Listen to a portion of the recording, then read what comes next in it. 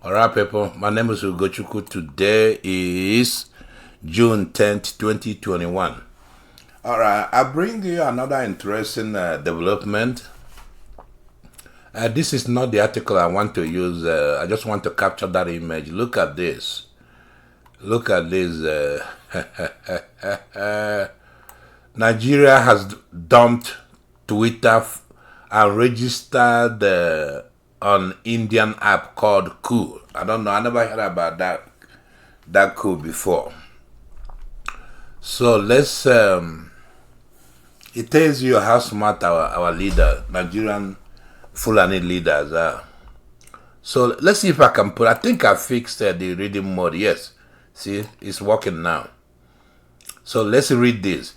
He said the Nigerian government, after banning Twitter and refusing to heed international warnings to reverse its decision, has now registered on Indian microblogging and social media company Cool and had 2,867 followers.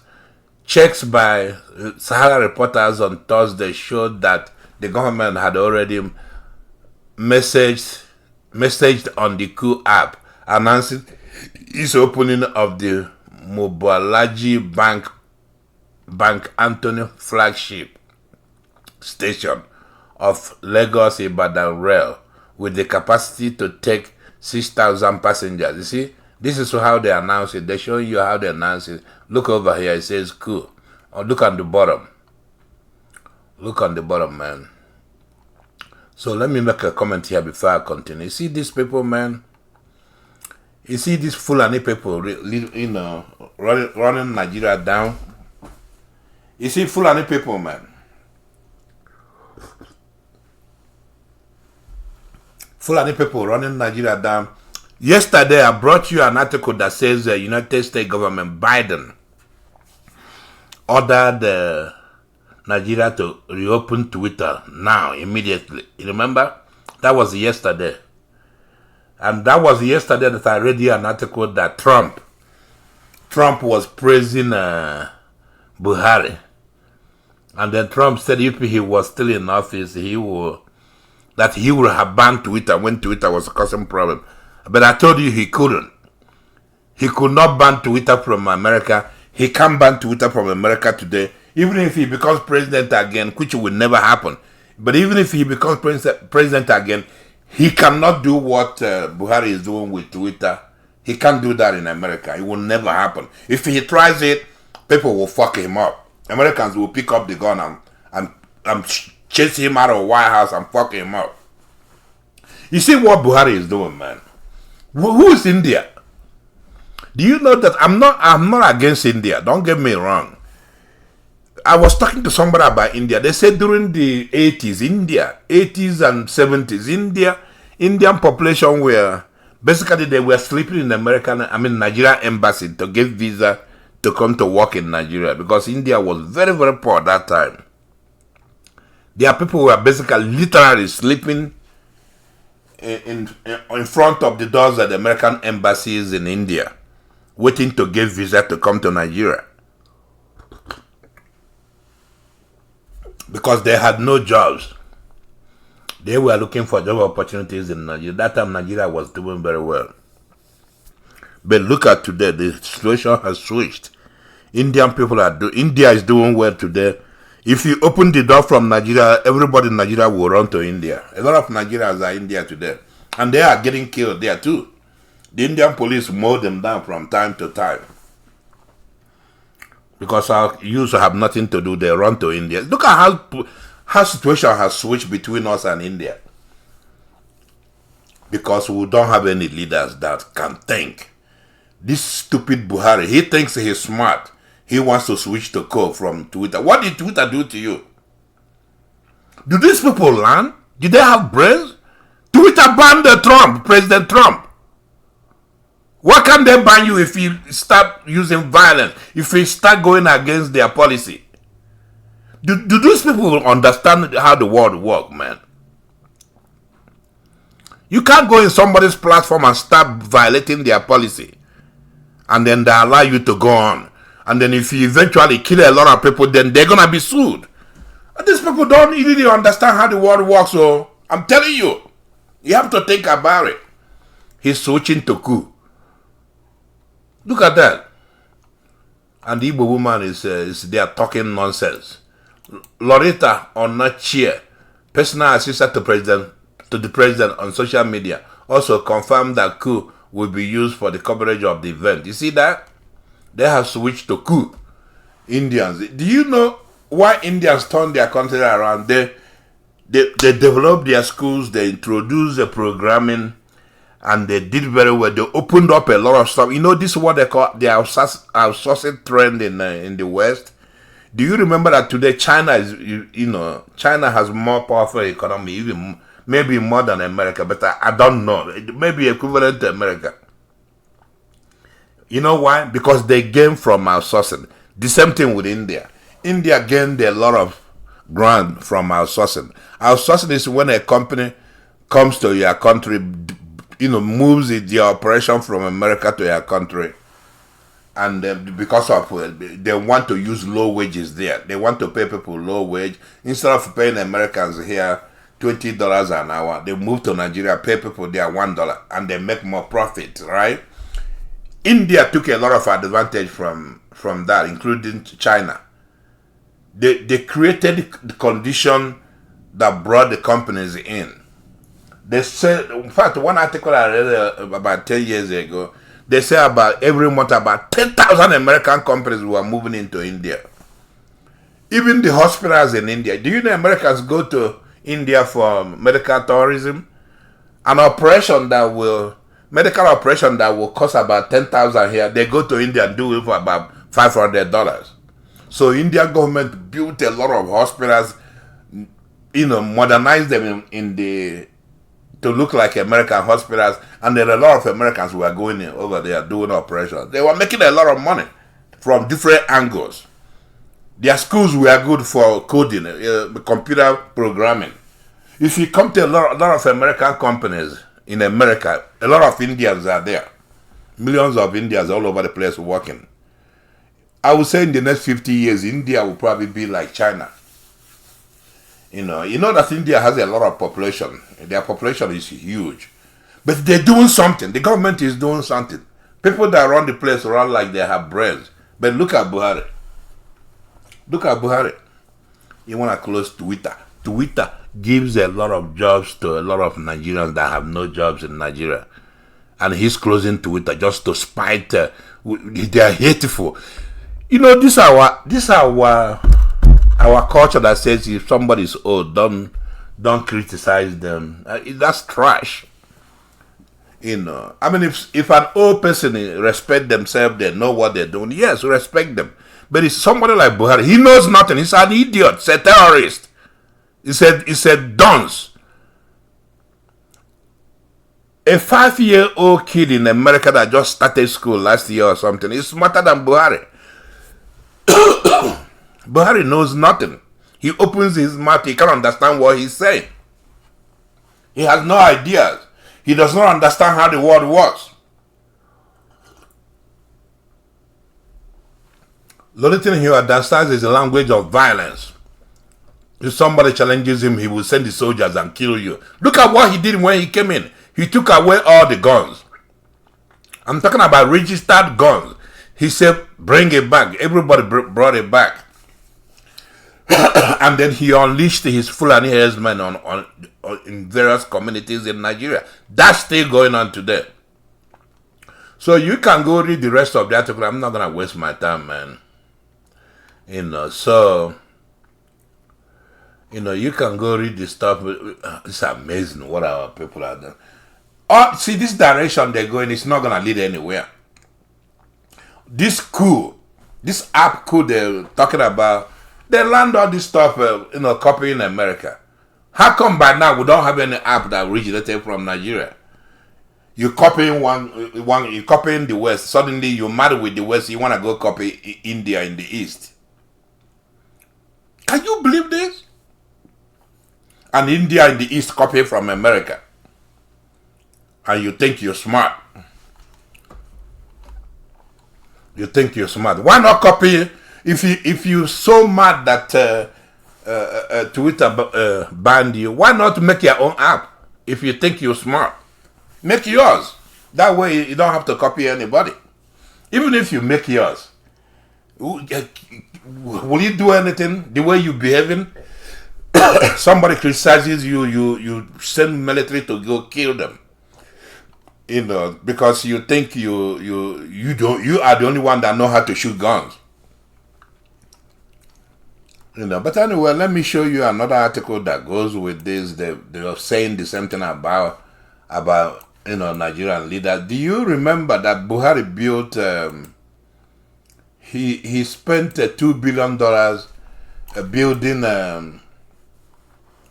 building a road from the north to Niger Republic. You remember that the road cost $2 billion.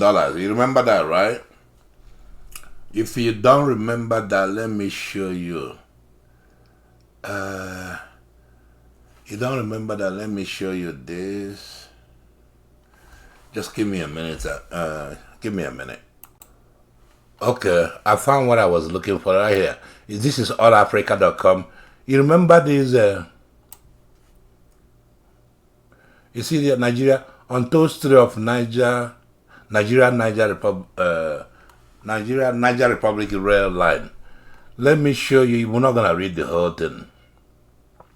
I just want to show you what it costs to build that rail from the north right there. By September 2020, the government had approved the contract for the line linking Kano, Katsina, Jibia, Dose, and Maradi in Niger Republic for a total cost of see right there about $2 billion US. That's when they built that railroad. So there's a reason why I'm showing you this. Let me show you. I'm gonna put all this for you. I put all this for you in the. I put all this for you in the. I will start doing this. That way you can go verify what I'm saying. Put all this for you over there under the video. But let me show you another source. Right here, another source on that article, on the same idea. That way you can get more. See right there. Oh man, what is this? It says Nigeria's $2 billion railway to Niger will break ground tomorrow. Minister says. You see that? This is from some website called Global Construction Review. But anyway. Now let me show you why why I brought this story.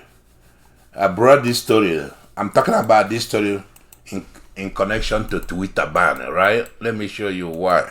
Now Buhari has came out. Buhari, the smart Fulani. You see what he said? This came out today. Let me show you. Buhari have said why he built the railroad from the north to Niger Republic. You see what he says there? Nigeria building rail to Niger Republic, so I don't cut off my cousins, family members there, says Buhari. This is from Sahara Reporter, written today. You see the date right there. That's what it came from, that interview. See right there from Arise TV interview. Basically, we're not going to waste time reading the entire thing. President Buhari has justified the decision of his government to construct a rail line linking Nigeria with Niger Republic, despite criticism that trailed the announcement of the plan. Let me put this in the reading mode, that way you can see. All right. Speaking during an exclusive interview broadcast on Arise TV, Buhari said the government's decision to connect Niger with Nigeria by rail through Kano was to allow his Nigerian relatives easily have access to Nigeria. You see that? I don't know who's right. I think Nigerian. That's Niger people. His Niger Republic relatives to have access to Nigeria. That's why he built that. That's why he spent $2 billion to construct a road in the southeast. There are no roads. Federal roads are in disrepair, like I said before. You see what he says here? The quote, I have cousins, family members, and so on in Niger Republic. I shouldn't just cut them off. So that's all I'm going to read for you. Can go, I will put a link. You can go read it. You see how this man thinks? So it's like Trump or Biden building a road from Washington, D.C. to his town in Wellington. What is that? Wellington. I forgot the state now. It's like he spent $2 billion American money to construct a railroad from Washington, D.C. to his city in Wellington, right? And then when you talk to him, he said, well, I did it because I have relatives over there.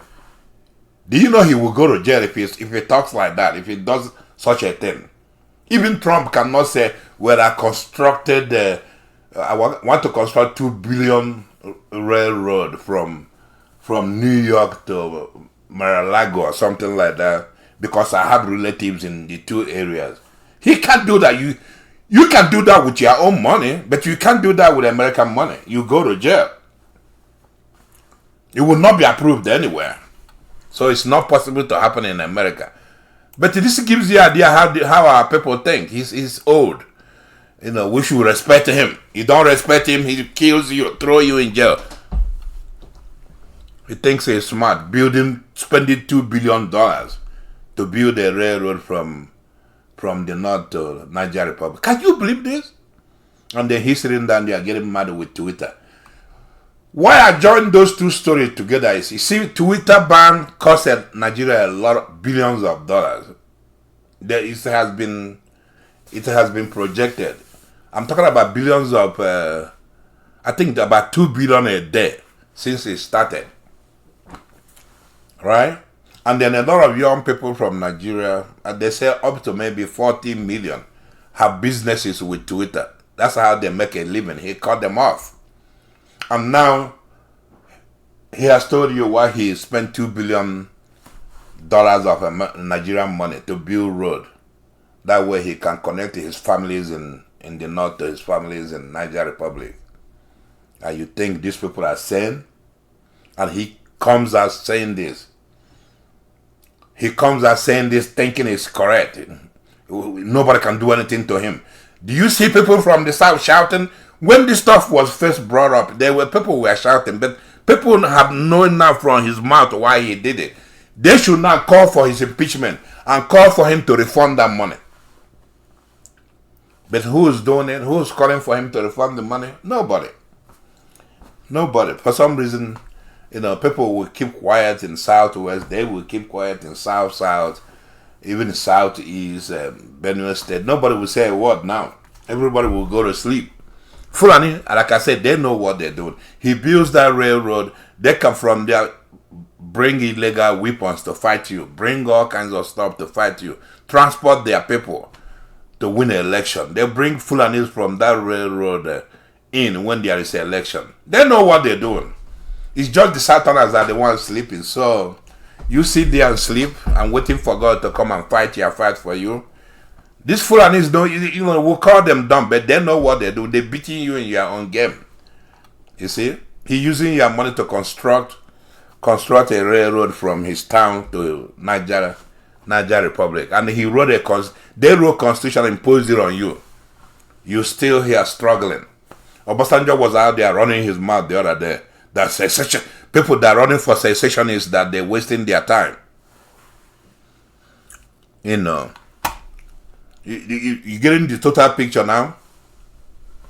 He bans Twitter. Disturbs a lot of youths that are making money from Twitter. Now he's going to court.